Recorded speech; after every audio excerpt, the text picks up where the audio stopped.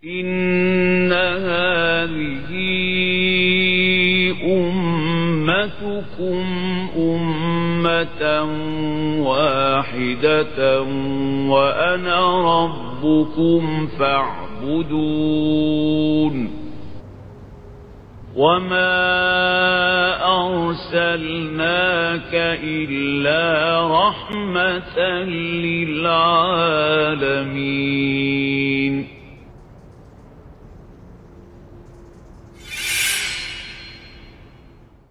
على هذه النية كلها صالحة وإلى حضرة النبي محمد صلى الله عليه وسلم. الفاتحة. أعوذ بالله من الشيطان الرجيم. بسم الله الرحمن الرحيم. الحمد لله رب العالمين الرحمن الرحيم مالك يوم الدين إياك نعبد وإياك نستعين اهدنا الصراط المستقيم صراط الذين أنعمت عليهم غير المغضوب عليهم ولا الضالين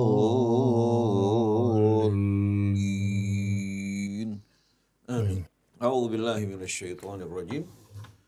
بسم الله الرحمن الرحيم. الحمد لله رب العالمين. اللهم صل على محمد وآل محمد. السلام عليك يا رسول الله والسلام على أهل بيتك الطيبين وصحابتك الغر الميامين والسلام علينا وعلى عباد الله الصالحين والسلام عليكم ورحمة الله وبركاته. اللهم آتنا من عندك رحمة وعلمنا من لدنك علما نافعا وانفعنا بما علمتنا. ربنا زدنا علما وألحقنا بالصالحين. Alhamdulillah wa syukurillah, pagi hari ini insyaallah kita akan melanjutkan renungan kita di bawah naungan Al-Quran bersama suratul Rahman, dimulai dari firman Allah, khalaqal insana min salsalin kal fakhar wa khalaqal janna min marijim min nar fabi ayyi ala'i rabbikuma tukadziban. Wa ni'matul ijadi wal insya' aslun ni'mah. Wal masafatu bainal wujudi wa adamil wujud ibtida'an masafatun la tuqasu ab'aduha bi ayyi miqyasin mimma ya'lafuhu al-bashar. Fajami'ul maqais allati fi aydil bashar aw allati tudrikuha uquluhum hiya maqaisu lil fariqi baina mawjudin wa mawjud. Ammal masafatu bainal mawjudi wa ghairil mawjud fala tudrikuha madarikul bashar bihal. Wa nahsabul jinna kadhalik. Fa inhum illa khalqun maqayisuhu maqayisul makhluqat. Fa inhum illa khalqun maqayisuhu maqayisul makhluqat. فحين يمتن الله على الجن والإنس بنعمة الإيجاد والإنشاء فإنما يمتن عليهما بالنعمة التي تفوق حد الإدراك. ثم يقرر الحق سبحانه مادة خلق الإنس والجن وهي كذلك من خلق الله. والصلصال الطين إذا يبس وصار له صوت وصلصلة عند الضرب عليه. وقد تكون هذه حلقة في سلسلة النشأة من الطين أو من التراب، كما أنها قد تكون تعبيرا عن حقيقة الوحدة بين مادة الإنسان ومادة الأرض في عناصر التكوين. وقد أثبت العلم الحديث أن جسم الإنسان يحتوي من العناصر ما تحتويه الأرض، فهو يتكون من الكربون والأكسجين والهيدروجين والفوسفور والكبريت والأزوت والكالسيوم والبوتاسيوم والصوديوم والكلور والمغنيسيوم والحديد والمنجنيز والنحاس واليود والفلوريد والكوبالت والزنك والسيليكون والألمنيوم، وهذه نفسها هي العناصر المكونة للتراب. هذه هي نفسها هي العناصر المكونة للتراب، وإن اختلفت نسبها في إنسان عن الآخر وفي الإنسان عن التراب إلا أن أصنافها واحدة، إلا أن هذا الذي أثبته العلم لا يجوز أن يؤخذ على أنه التفسير الحتمي للنص القرآني، فقد تكون الحقيقة القرآنية تعني هذا الذي أثبته العلم أو تعني شيئا آخر سواه، وتقصد إلى صورة أخرى من الصور الكثيرة التي يتحقق بها معنى خلق الإنسان من تراب أو طين أو صلصال.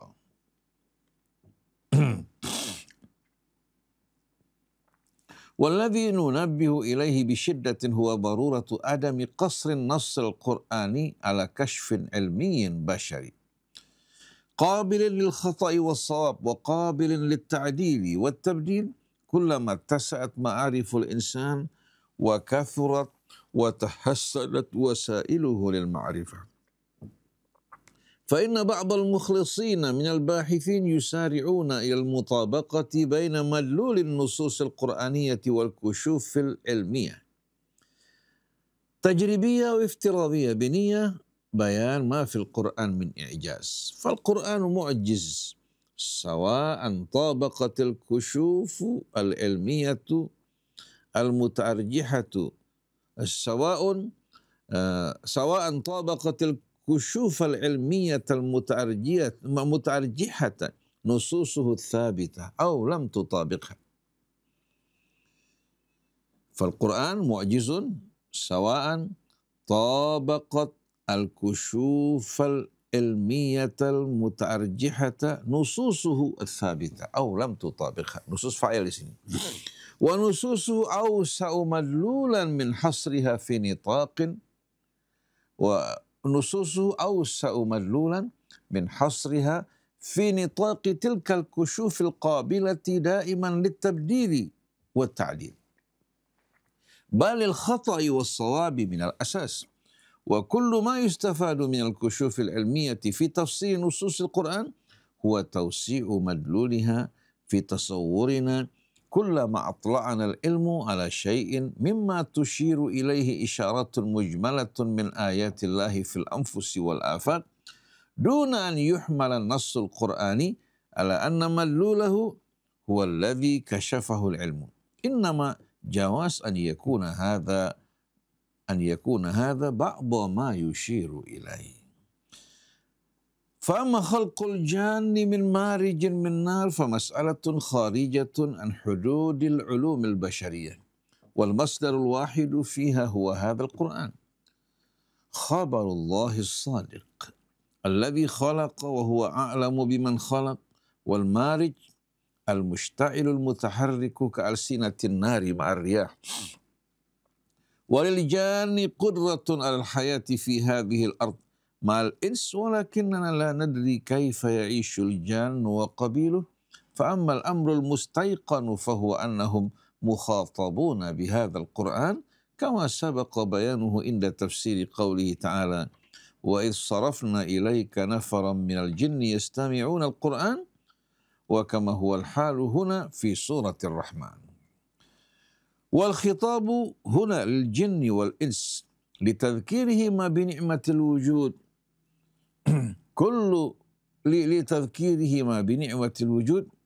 كل من الأصل الذي أنشأه الله منه، وهي النعمة التي تقوم عليها سائر النعم، ومن ثم يعقب عليها بتعقيب التسجيل والإشهاد العام. فبأي آلاء ربكما تكذبان؟ ولا تكذيب في هذا المقام المشهود. والله أعلم. الحمد لله رب العالمين. اللهم صل على محمد وآل محمد. سبحانك لا علم لنا إلا ما علمتنا إنك أنت العليم الحكيم، ولا حول ولا قوة إلا بالله العلي العظيم. اللهم علمنا ما ينفعنا وانفعنا بما علمتنا. Kalau kita renungkan ayat ini tadi, sebagaimana yang diuraikan oleh Sayyid Qutb alaihi salatu wassalam, yang mengajak kita betul-betul untuk meresapi, menghayati, dan menyatu dengan Al-Quran. Dan ini penting sekali, bukan hanya pikiran kita yang menyatu, tapi juga amal sikap kita menyatu dengan Al-Quran. Sesuai dengan pesan-pesan yang Allah Subhanahu wa Ta'ala turunkan dalam kitab sucinya. Jadi bukan hanya sekedar wawasan, wacana, tapi mengajak kita menyatu dengan Al-Quran yang merupakan firman Allah Subhanahu wa Ta'ala. Pada ayat ini Allah Subhanahu wa Ta'ala menerangkan kepada kita nikmat yang terbesar. Karena nikmat-nikmat yang lain tak akan ada tanpa adanya nikmat ini. Yaitu nikmat al-ijad. Nikmat al-ijad. Di mana Allah Subhanahu wa Ta'ala yang mengadakan kita. Dia merupakan pangkal dari keberadaan kita. Dari keberadaan dan kehidupan ini lahirlah nikmat-nikmat yang bermacam-macam. Oleh karena itu kalau kita membaca ayatul kursi, Allah Subhanahu wa Ta'ala berfirman, Allahu la ilaha illahu. Setelah itu Allah Subhanahu wa Ta'ala menerangkan kepada kita siapa itu Allah, Al-Hayyu, Al-Qayyum. Al-Hayyu di sini dengan sendirinya beda dengan kehidupan yang ada pada kita. Kehidupan kita merupakan kehidupan yang diadakan oleh Allah sebagai karunia. Sedangkan Allah Al-Hayyu yang mengadakan dan menganugerahkan kehidupan kepada seluruh makhluknya. Dan Allah Subhanahu wa Ta'ala bukan hanya menganugerahkan kehidupan bagi kita, bagi seluruh makhluknya, dia juga sebagai Al-Qayyum. Al-Qayyum menjelaskan bahwa segala sesuatu di alam semesta ini bertumpu, bersandar kepadanya. Dan dia selalu betul-betul bersama hambanya, mengawasinya. Mengulurkan tangannya bagi mereka-mereka yang memohon pertolongan kepada Allah. Bahkan Allah Subhanahu wa Ta'ala masih terus mengingatkan dan mengajak, menghimbau dengan penuh rahmat hamba-hambanya yang ingkar untuk kembali kepada Allah dan para pendosa untuk bertobat dari dosa mereka. Padahal Allah tidak membutuhkan sesuatu kepada mereka. La ta'khudhuhu sinatun wala naum. Dia tidak pernah sama sekali mengantuk ataupun tertidur.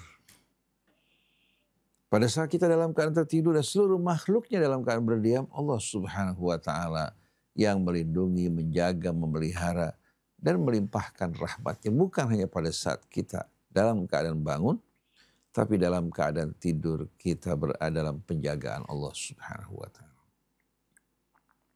La ta'khudhuhu sinatun wala naum. Lahu ma fis samawati wa ma fil ardh. Kepunyaannya semua yang terdapat di langit maupun di bumi.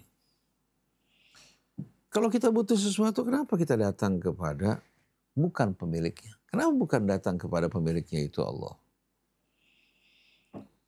Dia satu-satunya penguasa, pemilik apa yang terdapat di langit maupun di bumi. Ya'lamu ma baina aydihim wa ma khalfahum. Dia mengetahui segala sesuatu tentang hambanya. Baik berkaitan masa lalunya, masa kininya, masa yang akan datang, seluruh cobaan-cobaan yang dihadapi. Dimanapun mereka berada, kapanpun, semua tak lepas dari ilmu Allah. Ya'lamu ma baina aydihim wa ma khalfahum wa la yuhituna bi syai'in min ilmihi illa bima sya'. Tapi perlu kita sadar bahwa kita tidak mengetahui tentang Allah kecuali apa yang Allah kehendaki bagi kita, yang sesuai dengan peran kita sebagai khalifah.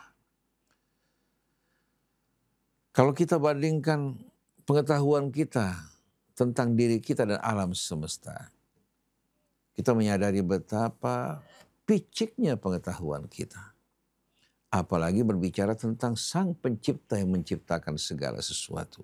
Wala yuhituna bi syai'in min ilmihi illa bima syaa. Wasi'a kursiyyuhu samawati wal ard, yang menggambarkan kekuasaannya. Yang digambarkan dari kursinya yang meliputi langit dan bumi. Tidak ada satupun yang lepas dari kekuasaan Allah, keluar dari perintah maupun kendalinya. Wasi'a kursiyyuhu samawati wal ard wala ya'uduhu hifdhuhuma wa huwal aliyyul azim. Dan Allah tidak pernah dibuat letih karena mengurus menjaga keduanya. Oleh karena itu, betapa ruginya kita kalau kita palingkan wajah kita dari Allah sebagai penguasa, pemilik yang maha pengasih lagi maha penyayang, menuju kepada selain Allah yang tak memiliki daya upaya bahkan untuk menyelamatkan dirinya. Sebagaimana Allah katakan pada Rasulnya, Qul la amliku li nafsi darran wala naf'a illa masya Allah. Aku tak kuasa untuk menolak bahaya dari diriku maupun mendatangkan manfaat kecuali dengan kehendak Allah Subhanahu wa ta'ala. Ini tauhid yang diajarkan Allah dalam Al-Quran. Betapa indahnya di saat kita menyatu bersama Al-Quran, menyatu bersama seluruh alam raya dan seluruh makhluk yang semuanya bertasbih, berdendang, memuji dan mengagungkan Allah Subhanahu wa ta'ala. Tadi Sayyid Qutb menyebutkan bahwa nikmat al-ijad ini merupakan nikmat yang terbesar di mana seluruh nikmat bertumpu kepadanya. Dia merupakan pangkal dari segala nikmat.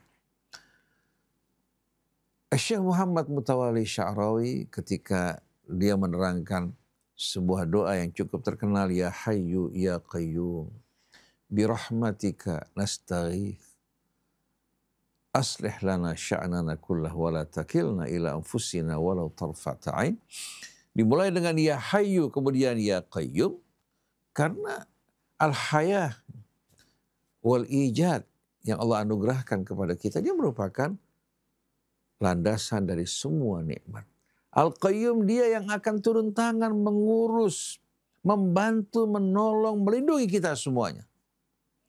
Dengan rahmat-Mu kami mohon pertolongan dan bantuan-Mu. Perbaiki seluruh urusan kami. Dan jangan sekali-kali kamu serahkan kami kepada seorang pun dari hamba-Mu, makhluk-Mu, walaupun hanya sekejap mata. Jadi kita sepenuhnya betul-betul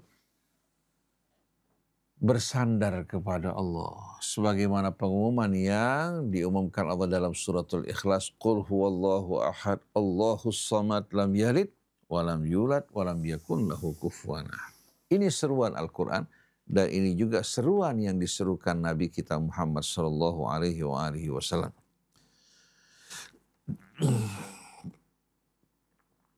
Lalu beliau mengadakan perbandingan.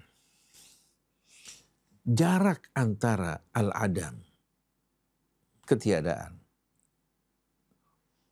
dan al-wujud, keberadaan, itu merupakan jarak yang tak dapat sama sekali difahami oleh manusia ataupun jin. Ini merupakan jarak yang begitu jauh. Karena selama ini perbandingan yang kita lakukan, penelitian, analisis, hanya di antara yang ada dengan yang ada. Atau di antara yang diadakan dengan yang diadakan. Karena al-mawjud itu menunjukkan arti yang diadakan. Antara benda yang diadakan dengan benda yang diadakan itu merupakan hal yang menjadi studi, perbandingan, penelitian kita maupun eksplorasi kita. Tapi kalau berbicara tentang al-wujud wal adam, dengan sendirinya perbandingannya sama di antara al-khaliq dengan al-makhluk. Bisa nggak dibandingkan antara al-khaliq sama makhluk? Mustahil. Begitu juga perbandingan antara al-wujud dengan al-adam. Antara ada dan tidak ada. Karena sebetulnya keberadaan yang hakiki adalah keberadaan Allah. Yang tidak bergantung kepada sesuatu, yang tidak butuh kepada sesuatu, tapi segala sesuatu butuh bergantung kepadanya. Jadi bagaimana mungkin ya kita dapat memahami jarak antara al-wujud wal adam. Yang kita fahami hanya sebahagian perbandingan di antara yang mawjud dan mawjud, di antara yang diadakan dengan yang diadakan. Tapi herannya manusia kok begitu sombong. Manusia begitu sombong, begitu bangga. Padahal penemuan hasil eksplorasi manusia dan gambar yang ditangkap oleh Hubble, James Webb membuka mata kita. Betapa kecilnya, kerdilnya, piciknya pengetahuan kita semuanya. Jadi ketika Allah berfirman, khalaqal insana min salsalin kal fakhar, Allah Subhanahu wa taala telah menciptakan makhluk yang bernama insan. Kata khalaqa di sini bukan hanya menunjukkan penciptaan, tapi menunjukkan juga mengadakan dari ketiadaan. Allah ciptakan manusia sampai kepada bahan bakunya pun asal usulnya semua merupakan ciptaan Allah. Lalu Allah mengingatkan kita manusia ini agar tidak menyombongkan diri, tapi merendah di hadapan kebesaran keagungan Allah dan juga bersyukur atas nikmat Allah yang telah memberikan kita kemuliaan dan keutamaan. Karena kalau melihat asal usul kita begitu rendah. Dari tahapan demi tahapan kalau kita perhatikan, bahkan saluran keluarnya merupakan gambaran yang menunjukkan kerendahan diri kita. Allah Subhanahu wa taala tidak ciptakan kita dari permata, berlian ataupun emas, tapi ciptakan kita dari asal usul yang rendah agar kita sadar dan tidak menyombongkan diri. Ini yang menyebabkan mengapa Allah mengusir iblis dan memberikan maaf ampunan kepada Adam, karena iblis dosanya adalah kesombongan. Sedangkan Adam dosanya pelanggaran yang diiringi dengan taubat dan kembali pada Allah. Jadi jangan pernah kita menilai diri kita ini terlalu besar. Karena semua asalnya dari Allah. Sedangkan kita tidak memiliki sesuatu melainkan dengan izin Allah Subhanahu wa ta'ala. Allah telah menciptakan manusia, mengadakannya dari ketidakadaan, berasal min salsalin kal fakhar. Dari tanah yang dikeringkan hingga mengeluarkan suara ketika apa? Ketika mengalami ketukan. Kal fakhar bagikan tembikar. Tembikar seperti genteng yang dibakar dan lain sebagainya. Coba renungkan. Ini asal usul kita. Dan subhanallah, sebagaimana yang saya uraikan, ternyata tubuh manusia kandungannya itu sama dengan apa yang menjadi kandungan bumi. Baik dari oksigennya, hidrogennya, begitu juga mengandung nitrogen. Azot dalam bahasa Arab menunjukkan arti nitrogen. Ya, kemudian juga klorida, magnesium, dan lain-lain sebagainya. Semua yang terdapat dalam tubuh manusia, kalau direnungkan dan diuraikan, asal usulnya sama dengan apa yang terdapat dalam kandungan bumi. Allah ciptakan sebagaimana yang Allah terangkan dalam surat As-Sajdah, alladzi ahsana kulla syai'in khalaqa wa bada'a khalqal insani min tin.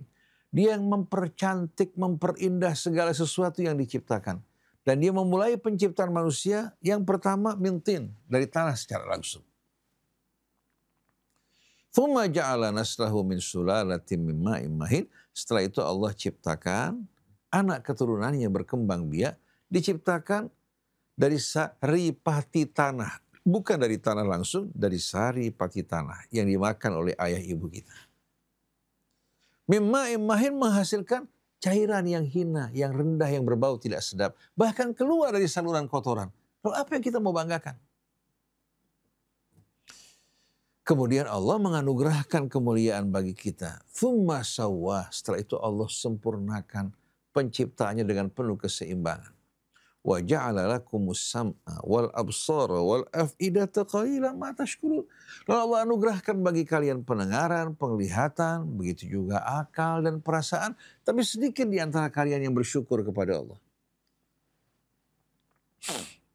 Padahal semua yang kita miliki, yang kita banggakan, ya, yang membuat kita merasa besar dan merasa indah, semua pemberian Allah, bukan milik kita semua. Oleh karena itu mereka yang sadar menyatu dengan Al-Quran, mereka tidak akan berani mengangkat kepala mereka atau menyebutkan dengan bangga apa-apa yang Allah berikan kepadanya. Yang akan keluar dari mulutnya adalah alhamdulillah wa syukurillah wa la haula wa la quwata illa billahil aliyyil azim. Dan ini yang diajarkan Rasul kepada para sahabatnya. Rasul memuliakan mereka walaupun tadinya berasal dari kalangan rendah.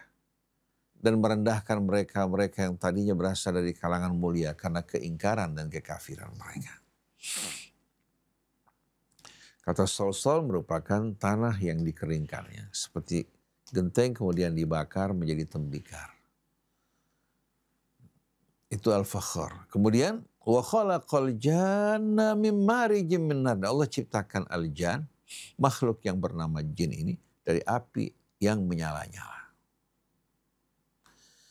Kata marij yang menggambarkan api yang sedang menyala-nyala, jilatan dan lidah yang terlihat itu marij.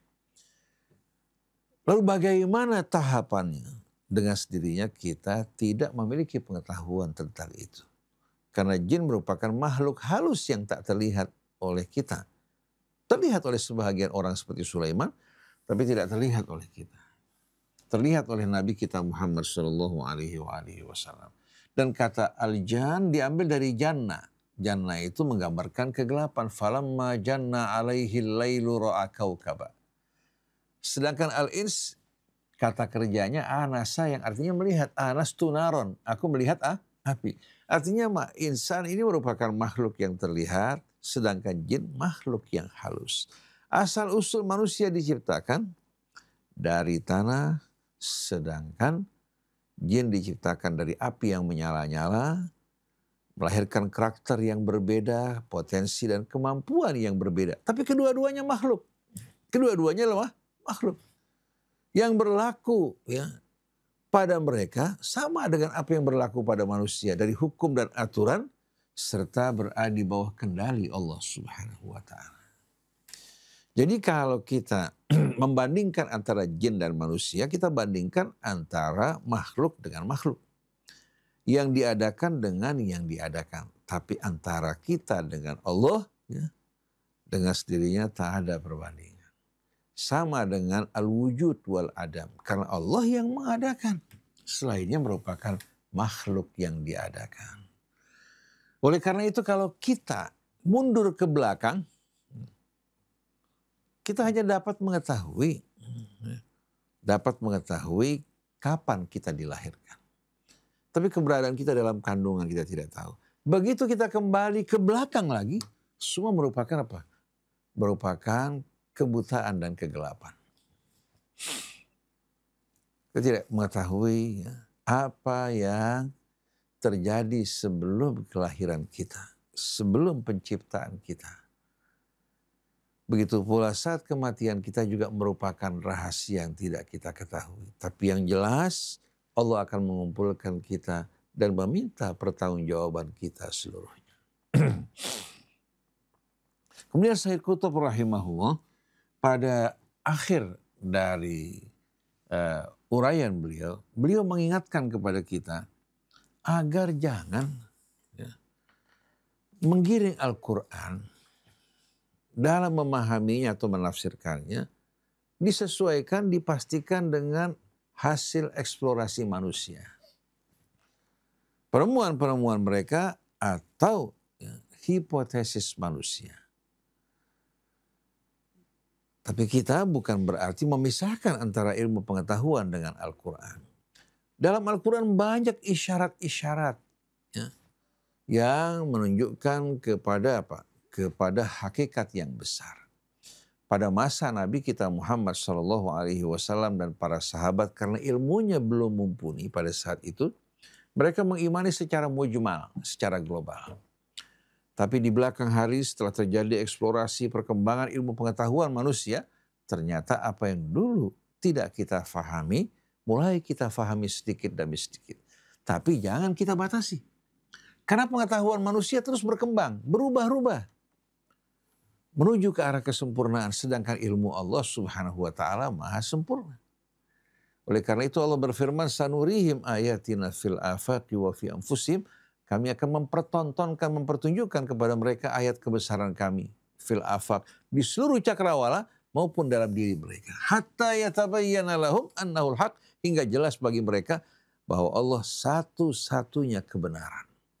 yang mutlak. Dan apa yang datang dari Allah, dia merupakan kebenaran yang mutlak. Adapun yang datang dari kita, itu merupakan upaya, hasil pemahaman penelitian yang bisa benar, bisa salah, atau bisa memahami sebahagian kebenaran, tapi sebahagian yang lain tidak kita fahami. Sebagaimana kalau satu materi dipandang dari berbagai macam sudut akan melahirkan kesimpulan yang berbeda. Objek materinya sama, tapi objek formatnya karena dari latar belakang yang berbeda-beda, maka akan lahir kesimpulan yang berbeda-beda. Contoh, manusia dilihat dari fisiknya, asal-usulnya, sesuai dengan ilmu biologi katakan. Berbeda otomatis kesimpulannya apabila manusia dilihat dari sisi jiwanya. Oleh karena itu lahir berbagai macam ilmu pengetahuan, semua sebetulnya bertujuan untuk menyingkap rahasia kebesaran keagungan Allah dalam diri manusia maupun di alam semesta ini. Nah, penemuan manusia terus menuju kesempurnaan. Jadi jangan dibatasi pemahaman Al-Quran dengan hasil eksplorasi dan penemuan manusia yang menuju kesempurnaan dan selalu berubah-ubah. Ini merupakan hal yang penting bagi kita, tapi penting kita untuk memahami, mempelajari berbagai macam ilmu pengetahuan, ya. Karena Allah Subhanahu wa Ta'ala secara mujmal, global, memberikan isyarat-isyarat kepada kita. Sebagai contoh, Allah berbicara dalam surat At-Takwir yang makna dari ayat tersebut mirip dengan black hole saat ini. Bahkan subhanallah, ayat ini justru yang memahaminya lebih awal orang di luar Islam. Sebagaimana yang menemukan bahwa alam semesta tadinya merupakan satu kesatuan, kemudian dipecah juga orang di luar Islam. Dengan teori mereka Big Bang. Tapi Big Bang penuh juga kekurangan. Karena Big Bang menggambarkan ledakan yang tak terukur, sedangkan Allah justru memecah dengan ukuran yang begitu sempurna. Dalam surah At-Takwir Allah berfirman, "Fala uqsimu bil khunnasil jawaril kunnas." Aku bersumpah dengan al-khunnas. Itu bintang-bintang yang tak terlihat, yang berjalan dengan kecepatan amat tinggi. Al-khunnas yang menyapu dan membersihkan. Ini mirip dengan ciri-ciri dari black hole yang tidak terlihat dengan jelas, berkecepatan tinggi, hingga mampu menelan bintang-bintang yang mati. Limbah-limbah di alam semesta ditelan oleh black hole. Tapi kita tidak memastikan bahwa makna ayat hanya sampai di sana. Tapi ayat mengisyaratkan kepada hal-hal yang dulu tidak kita fahami. Termasuk sebelum keterangan mengenai black hole, kita hanya meraba-raba maksud dari ayat ini. Kita belum memahami. Bukan berarti mengingkari, belum memahami apa yang diterangkan Allah Subhanahu wa Ta'ala. Tapi dengan berkembangnya ilmu pengetahuan, justru ayat-ayat Allah semakin terungkap, tersingkap kebenarannya. Nah, bandingkan antara Al-Quran dengan selain Quran. Allah menyebutkan dalam surat Az-Zukhruf gambaran yang amat indah. Tapi sayang tidak mendapatkan perhatian dari kita semuanya. Tidak mendapatkan perhatian karena kita lebih asyik dengan riwayat, ya, dengan dongeng, ya, dengan cerita-cerita yang jauh daripada apa? Daripada bimbingan petunjuk Allah. Allah berfirman pada surat Az-Zukhruf, Bismillahirrahmanirrahim, Hamim wal kitabil mubin. Hamim demi Alkitab yang memberikan penerangan dan penjelasan yang sejelas-jelasnya. Kata mubin ini menunjukkan penjelasan, bukan hanya sembarang penjelasan, tapi penjelasan yang sejelas-jelasnya. Inna ja'alnahu Qur'anan Arabiyya la'allakum ta'qilun. Kami jadikan kitab suci Al-Quran yang kami turunkan ini diturunkan dalam apa? Dalam bahasa Arab. Agar kalian menjadi orang-orang yang berakal. Wa innahu fi ummil kitabi ladaina la'aliyun hakim.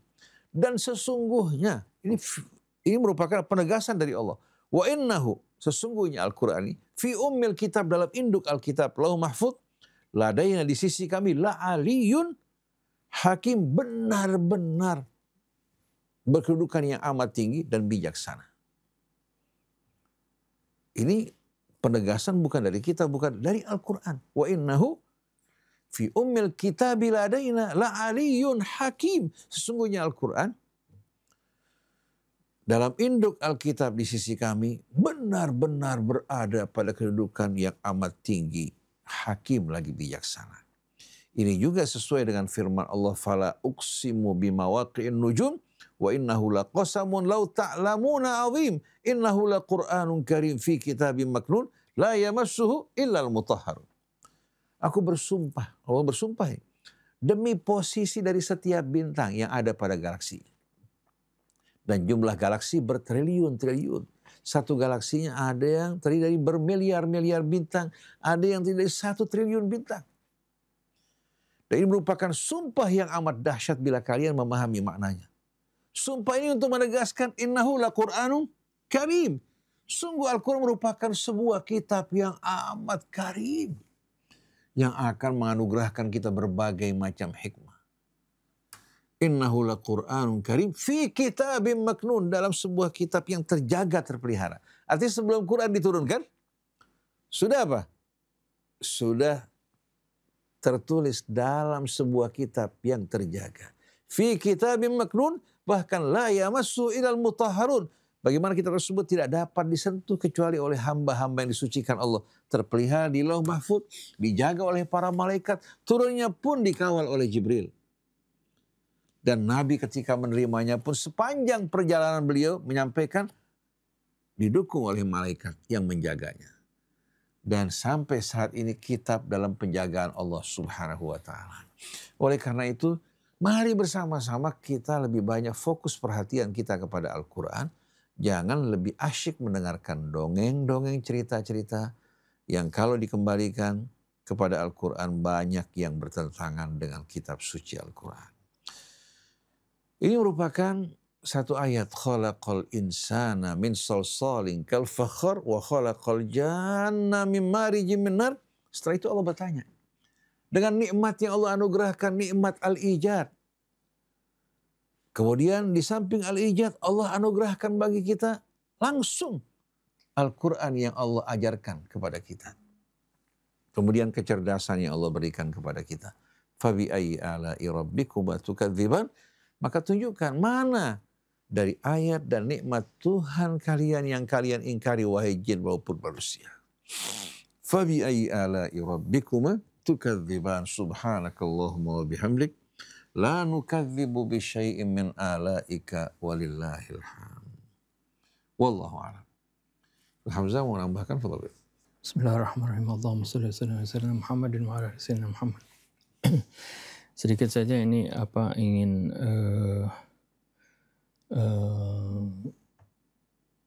kita supaya ketika membaca ayat Quran, Allah Subhanahu wa ta'ala menerangkan tentang penciptaan manusia.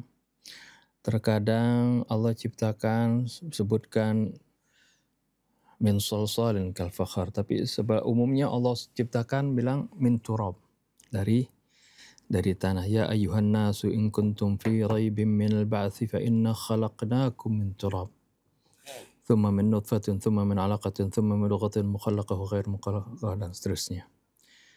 Ya. Terkadang Allah ciptakan min tin. Ya, ini turab itu adalah merupakan artinya tanah secara umum.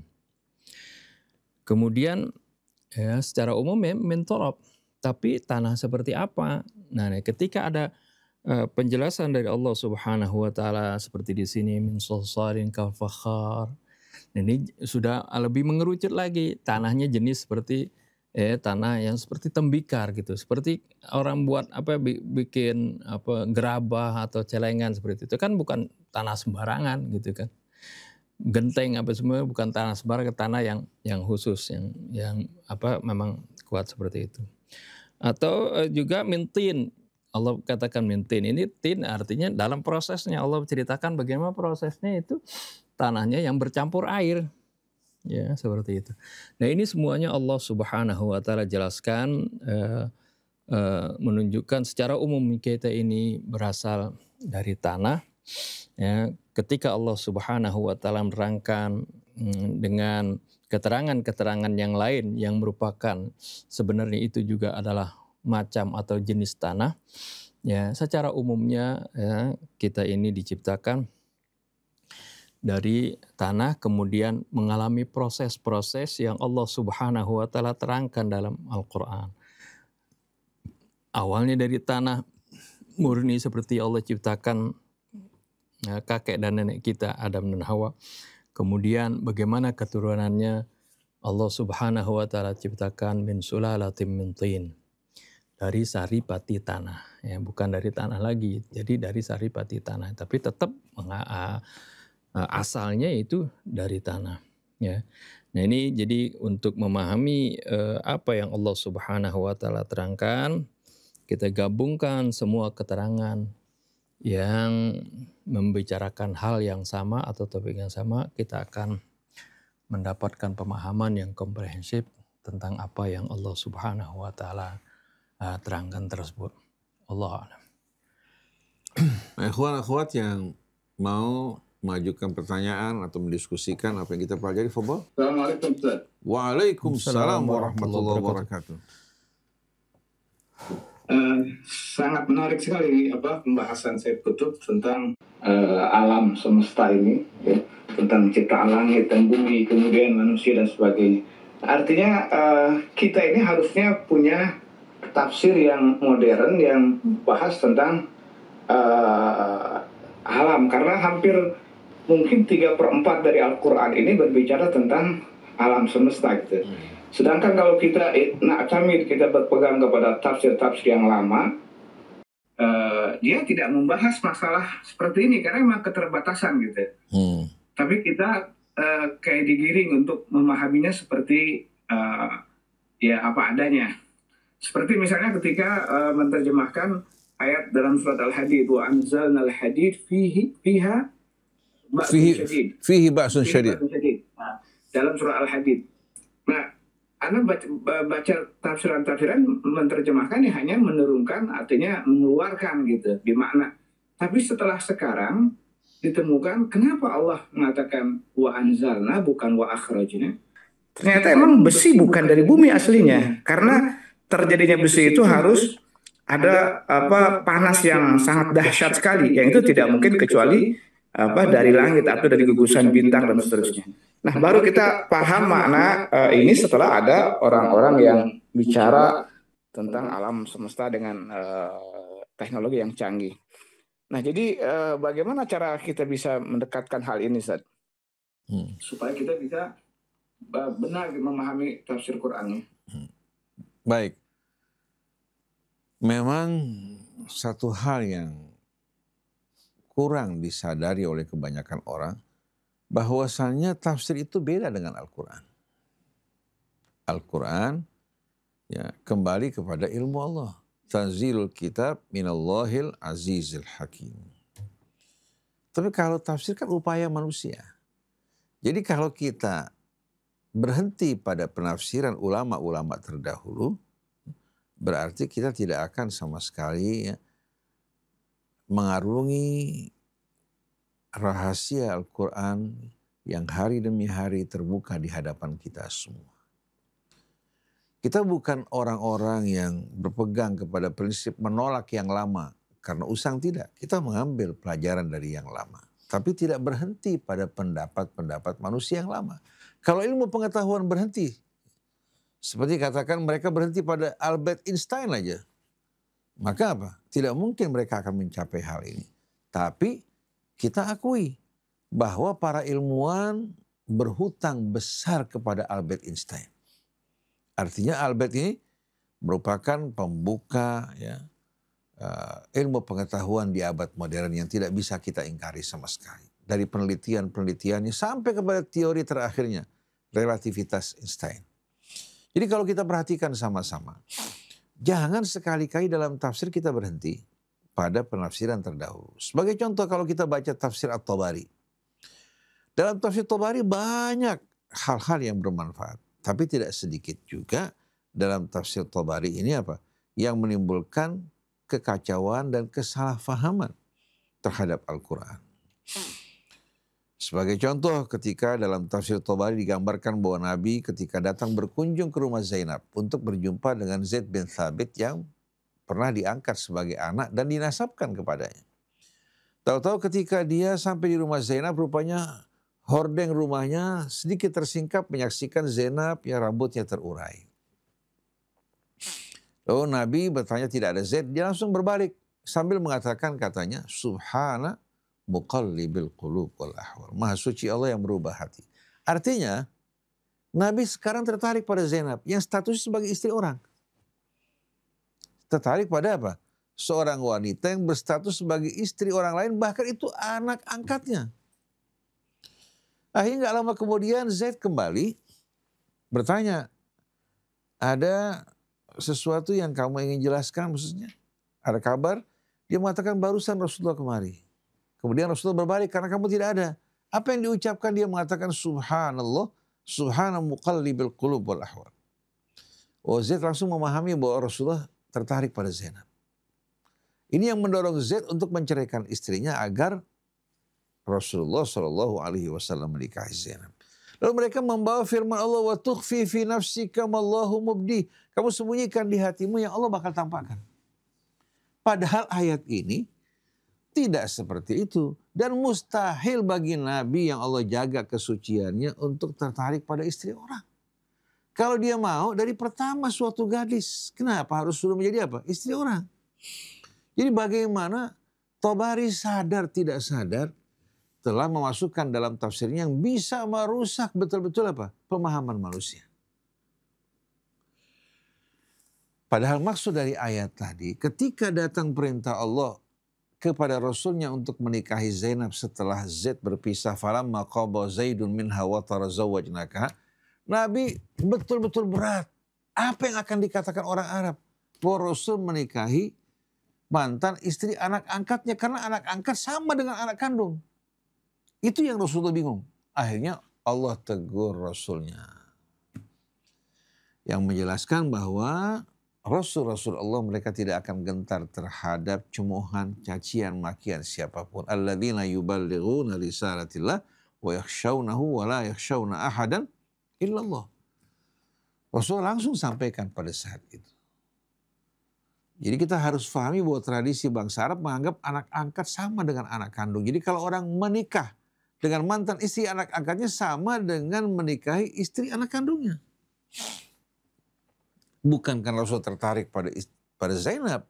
Nah, di sini Allah muliakan Zainab karena ketika Zainab dilamar oleh Rasulullah untuk Zaid, Zainab bertanya apakah ini perintah Allah dan Rasulnya, apakah merupakan pilihan. Kalau pilihan dia akan menolak.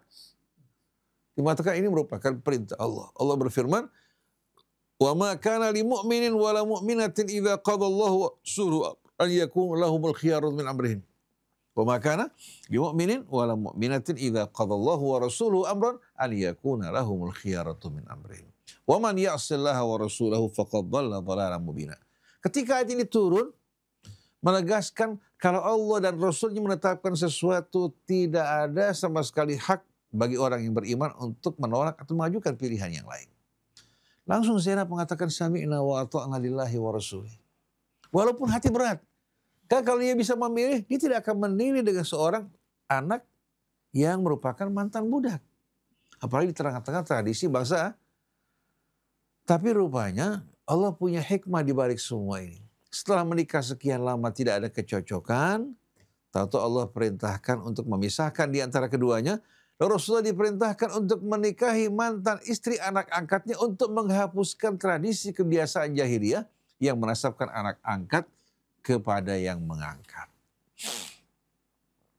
Jadi kalau kita perhatikan tafsir-tafsir yang lama ini, termasuk Ibnu Katsir, banyak hal yang positif, tapi banyak riwayat-riwayat yang kita anggap mencederai Islam. Bahkan Bro Ismail, ya, yang telah lama masuk ke dalam Islam selama 16 tahun, ya, merupakan warga Amerika kalau tidak salah, dia kembali keluar dari Islam. Karena apa-apa yang diriwayatkan dalam tafsir Ibnu Katsir. Jadi kalau kita perhatikan bersama-sama, tafsir manusia ini jangan disucikan seperti Al-Quran. Itu merupakan upaya, hasil penelitian pemahaman manusia, bisa mungkin cocok untuk masanya, tapi Quran terus berkembang. La yakhlaqu min kathrati, terdat yang tidak akan pernah lapuk karena sering dibaca. Oleh karena itu kita butuh memang seperti yang Ustaz Muhammad tadi katakan untuk melahirkan pemahaman-pemahaman yang baru yang tidak keluar dari alur Al-Quran. Syaratnya tidak keluar dari mantuk Al-Quran. Kemudian pemahaman-pemahaman ini betul-betul pemahaman yang update. Apa-apa yang kita lihat, kita saksikan, kita temukan ya, menjadi bantuan bagi kita untuk memahami Al-Quran. Dan tidak mungkin Al-Quran tidak sesuai dengan kebenaran. Dan tidak mungkin ilmu pengetahuan yang benar bertentangan dengan Quran. Kalau benar. Tapi kalau baru hipotesis, bisa saja hipotesis tersebut ternyata apa? Tidak melahirkan kebenaran dalam arti yang sebenarnya. Itu hanya merupakan hal yang diraba-raba oleh manusia. Jadi dalam hal ini kita insya Allah mudah-mudahan ya, melalui tafsir Said Qutb, Nasir Makarim Syirazi, dan tafsir-tafsir yang banyak sekarang bermunculan di Mesir, di mana-mana tempat, kita berharap untuk bisa apa? Betul-betul melihat Al-Quran, memahaminya lebih dekat dan menyatu bersamanya. Bukan hanya sebagai wacana, bukan hanya untuk mengasah pikiran kita, kecerdasan kita, tapi untuk menyatu bersama Al-Quran. Dan Alhamdulillah dunia sekarang berkembang dengan pesat. Dulu sebagai contoh di Iran, pada tahun 80-an, jumlah tafsir hanya 2 di sana. Sekarang sudah ribuan keluar. Begitu mereka dekat dengan Al-Quran, jarak antara mereka dan ikhwan yang lain semakin dekat.